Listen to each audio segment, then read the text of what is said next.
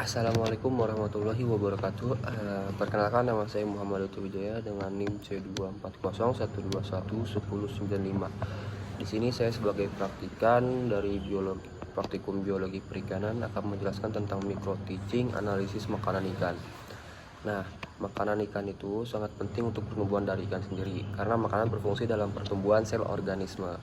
Nah, makanan ikan itu dapat berupa organisme, bahan, maupun zat yang dapat dimanfaatkan oleh ikan untuk menunjang kehidupan ikan dan perkembangan dari organ tubuhnya. Nah, tingkah laku ikan saat mengambil dan mencari makanan itu disebut sebagai kebiasaan makan atau feeding habit. Nah, pada saat ikan aktif mengambil makanan dalam 24 jam, itu disebut feeding periodicity. Nah, ikan pada umumnya memakan plankton, nekton, bentos, perifiton, dan detritus. Nah, sebenarnya ikan sendiri kan dikelompokkan menjadi 3 jenis ya, herbivora, karnivora, dan omnivora. Nah, pada makanan ikan itu ada beberapa jenis juga. Yang pertama itu ada makanan utama, yaitu makanan yang dalam jumlah yang dimanfaatkan dalam jumlah besar. Yang kedua itu ada makanan pelengkap, itu makanan yang ditemukan dalam pencernaan dalam jumlah sedikit. Dan makanan tambahan itu dengan jenis makanan yang ditemukan pada pencernaan dalam jumlah sangat sedikit. Nah, di samping selain itu ada juga makanan pengganti, yaitu makanan yang dikonsumsi jika makanan utama tidak ada. Nah, jenis yang terakhir ini sangatlah bervariasi. Pada perairan alami, makanan ikan itu sebenarnya pada umumnya itu terdiri dari 2 jenis, yaitu jenis-jenis tumbuhan dan jenis-jenis hewan yang ada pada perairan. Namun dalam kenyataannya, keberadaan suatu jenis ikan memiliki hubungan yang sangat erat dengan keberadaan makanannya. Oke.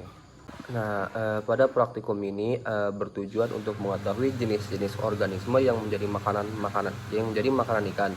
Nah, mengetahui waktu-waktu aktif makan ikan dan melihat proporsi dan kecenderungan makanan dari ikan. Nah, alat bahan yang digunakan itu ada berupa mikroskop, timbangan digital, kain lap dan tisu, kamera digital, cawan petri, kertas labil dan spidol permanen, botol sampel, alat trash bag, alat bedah, formalin 10%, ikan segar, kaca preparat, cover glass, dan siring.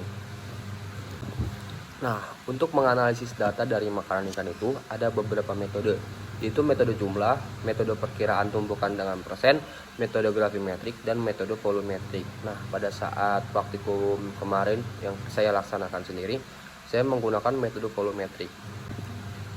Nah, jadi pada saat praktikum sendiri itu saya mendapatkan sampel dari usus lambung dari ikan layang. Jadi nomor sampel itu 58 ikan layang. Nah, saat dibagikan sampel, yang pertama kita lakukan adalah memotong usus dan lambung, itu dipisahkan keduanya, kemudian ditimbang. Nah, ditimbang itu ada dua tahapan pertimbangan.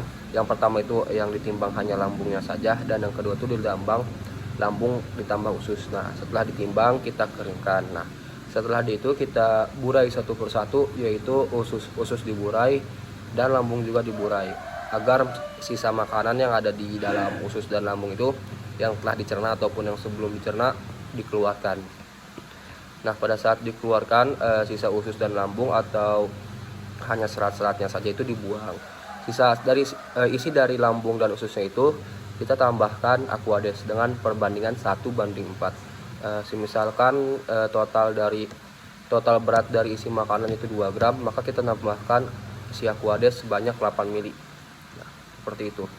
Nah, setelah kita tambahkan Aquades, kita aduk-aduk rata terlebih dahulu, kemudian kita ambil menggunakan pipet, kemudian taruh di kaca preparat dan ditutup memakai cover glass. Nah, setelah itu kaca preparat ini yang berisi dari isi makanan ini kita amati menggunakan mikroskop. Nah, setelah mengamati dengan mikroskop, ada 3 ulangan, yaitu 3 kaca preparat dan 5 lapang pandang setiap ulangannya. Nah, setelah dianalisis, kemudian kita foto dan kita identifikasi apa saja yang ada di lapang pandang atau yang kita foto itu bisa berupa ikan, bisa berupa zoobentos atau apapun itu, kita catat di sheet yang telah disediakan oleh asisten. Nah, mungkin sekian dari saya tentang micro teaching analisis makanan. Kurang lebihnya mohon maaf. Wassalamualaikum warahmatullahi wabarakatuh.